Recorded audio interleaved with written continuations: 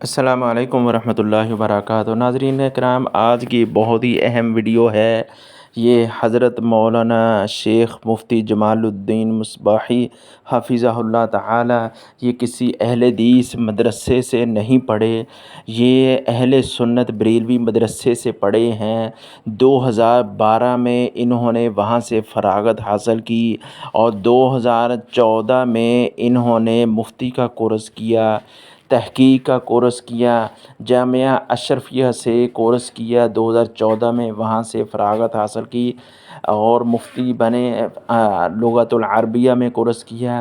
2014 میں فراغت ہونے کے بعد جامعہ اشرفیہ سے ہی کسی ادارے میں انہوں نے پڑھانا شروع کر دیا۔ ان کا تعلق انڈیا سے ہے۔ انڈیا کے اندر بہت بڑا جامعہ اشرفیہ ہے، جیسا کہ پاکستان میں بھی ہے۔ اور 2014 میں فراغت کے بعد انہوں نے کسی ایک ادارے میں، جامعہ اشرفیہ کی ایک شاخ ہے، وہاں کے پرنسپل نے ان کی سلیکشن کی، وہاں پر ان کو بچوں کو پڑھانا شروع کر دیا۔ 3 سال تک وہاں پر پڑھاتے رہے۔ ویڈیو کو غور سے سنیں، دیکھیں، انشاءاللہ آپ کو بہت زیادہ فائدہ ہوگا۔ یہ کیسے اہل حدیث ہوئے؟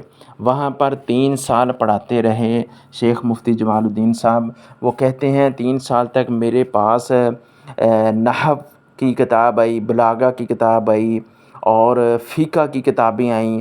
3 سال کے بعد جب میرے پاس حدیث کی کتاب آئی، اہل سنت والجماعت کی موطا امام محمد بن رحمہ اللہ کی کتاب آئی، جو میں نے پڑھائی فقہ کی، اس کے اندر سب سے پہلے موضوع جو تھا نمازوں کے اوقات کے متعلق حدیث آئی تھی حضرت ابو ہریرہ رضی اللہ تعالیٰ عنہ کی۔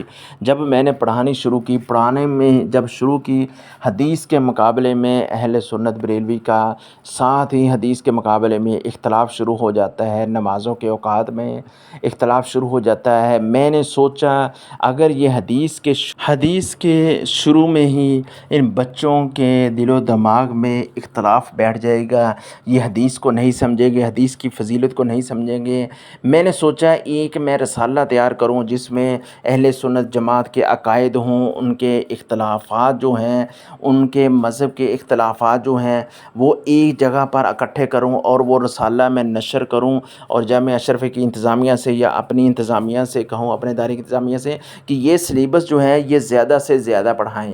لیکن اس کے ساتھ ساتھ میرے ایک شاگرد نے مجھے فتح الباری کی ساری جلدیں لے دی، عمدۃ القاری کی ساری جلدیں لے دی، میں نے پڑھنا شروع کر دیا، مطالعہ شروع کر دیا، لیپ ٹاپ کے اوپر میں نے کافی اس کا کام کیا۔ لیکن اس کے دوران ایک حدیث جو مجھے کھٹکی، فتح الباری کے اندر رفع یدین کی حدیث کھٹکی، میں نے غور کیا، سوچنا شروع کر دیا، سرچ کی، پھر میں نے بند کر کے رکھ دیا۔ میں رات دن سوچتا رہا اگر اس کے اوپر میں سرچ کرنا شروع کر دوں، کام کرنا شروع کر دوں، میرا جینا حرام ہو جائے گا، لوگ مجھے کیا کہیں گے، ادارے والے مجھے تنگ کریں گے۔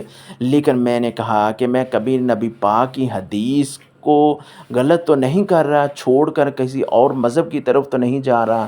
حضرت مفتی صاحب نے یہ کہہ کر انہوں نے اس کے بارے میں سرچ کی، غور کیا، فکر کیا، انہوں نے اپنے اس مسلک کو چھوڑ کر مسلک اہل حدیث کو قبول کیا اور اپنے بچوں کو حدیث پڑھاتے رہے۔ جب مجھے نبی پاک کی حدیث سے مجھے محبت ہوگی، پیار ہو گیا، مجھے نبی پاک کے ساتھ انتہائی زیادہ محبت ہوگی، جب میں اکیلا بیٹھتا میں درود شریف پڑھتا اور اپنے بچوں کو پڑھاتا، استغفار پڑھتا، نبی پاک کا احترام کے ساتھ نام لیتا، جب بھی دعا کرتے پہلے اللہ کی تعریف پھر درود شریف پڑھتے۔ اس وجہ سے مفتی صاحب جو ہیں انہوں نے مسلک اہل حدیث کو قبول کر لیا۔ جو اہل حدیث ادارے سے نہیں پڑھے، دیوبندی اہل سنت والجماعت کے ادارے سے پڑھے ہیں، وہاں پر پڑھاتے بھی رہے ہیں۔ جو بھی انسان تحقیق کرتا ہے، محنت کرتا ہے، اللہ ضرور صلہ دیتا ہے، اللہ ضرور اسے کامیاب کرتا ہے۔ ناظرین کرام، آپ کا اس ویڈیو کے بارے میں کیا خیال ہے؟ ویڈیو کیسی لگی ہمیں ضرور آگاہ کیجیے۔